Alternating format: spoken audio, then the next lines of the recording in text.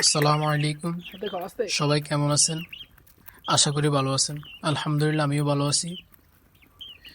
এটা হচ্ছে অনেক আগের ভিডিও, আজকে হঠাৎ সামনে চলে আসলো, তাই ভাবলাম আপনাদেরকে দেখাই।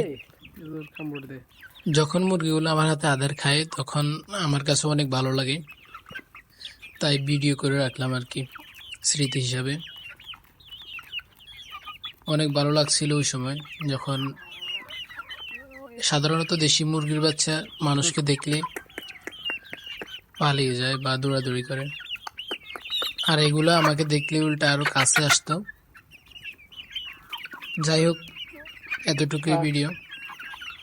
সবাই ভালো থাকবেন, সুস্থ থাকবেন, আর ভিডিওটা শেয়ার করে দিবেন, পেজটা ফলো করে দিবেন। ধন্যবাদ। আসসালামু আলাইকুম।